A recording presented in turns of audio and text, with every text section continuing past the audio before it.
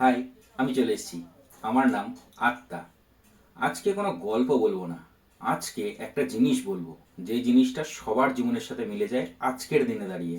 এই ছেলেটা যখনই সমস্যায় পড়ে কেউ না কেউ কোনো না কোনো মুহূর্তে কোনো না কোনো বন্ধু ঠিক চলে আসে, যদি বন্ধু বান্ধব নাও আসে নতুন বন্ধু জোগাড় হয়ে যায়। এটা কিভাবে সম্ভব যে একটা বন্ধু যে কোনোদিনও তোমার সাথে কথা বলে না, ঠিকঠাক করে মেশে না, সে হঠাৎ করে কি করে খুব তোমার প্রাণপ্রিয় হয়ে যায়? কোনোদিনও কি এই কথাটা ভেবেছো?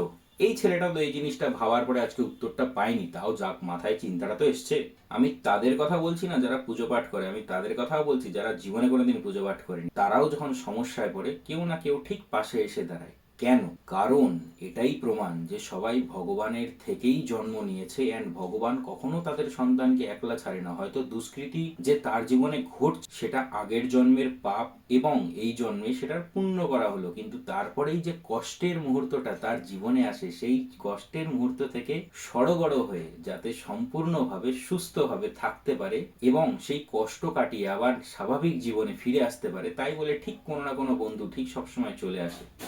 অ্যান্ড হ্যাঁ, এটা শুধু দুঃখ কষ্টের সময় নয়, যখন তোমার মনে করো প্রচন্ড একটা বন্ধুকে দরকার কিংবা কাউকে পাশে দরকার, হয়তো সেটা বাড়ির নিজের বোন, দাদা, ভাইও হতে পারে, নিজের জাতেরও হতে পারে কিংবা বেজাতেরও হতে পারে, কিন্তু তোমরা যদি নিজস্ব জীবনে আজ অব্দি যত কিছু দুর্ঘটনা ঘটেছে সেটার ফ্ল্যাশব্যাকে যাও, তাহলে পরে দেখতে পারবে যখন তোমরা কষ্টে ছিলে কেউ না কেউ ঠিক তোমার পাশে এসে দাঁড়িয়েছে।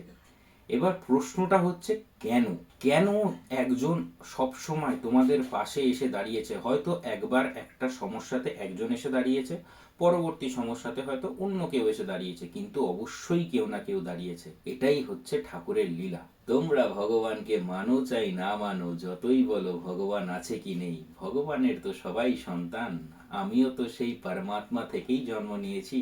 তাই আমার মনে এই বিশ্বাস অবশ্যই আছে, যখনই যে কোনো মানুষ সমস্যায় পড়বে অবশ্যই ভগবান কাউকে না কাউকে তার দূত হিসেবে পাঠিয়ে দেবে। হ্যাঁ, সে আবার আকাশ থেকে টপকে পড়বে না, সে এই ছেলেটার মতনই কোনো না কোনো জীবিত মানুষ হবে যাকে তোমরা সারা জীবন আশপাশেই দেখে এসছো, কিংবা কোনো নতুন বন্ধু। এই জন্যই তো কথায় প্রথম থেকেই বলে আসছে যে মানুষের ভেতরেই ভগবানের বাস। মানুষকে সম্মান দাও, মানুষকে ভালোবাসো, তাহলেই ভগবান খুশি হবে। চলো, আজকের জন্য এখানেই ইতি। তোমরা নিজের ফ্ল্যাশব্যাক মনে করো এবং চিন্তা করো সেই দুঃখের সময় এবং খুব আনন্দের সময় কে তোমার পাশে ছিল। তুমিও তো কারোর দুঃখের সময় সাথে ছিলে, তার মানে তোমার দুঃখের সময়ও তাকেই সাথে থাকতে হবে এটা ভেবো না, অন্য কেউ পাশে থাকতে পারে। টাটা।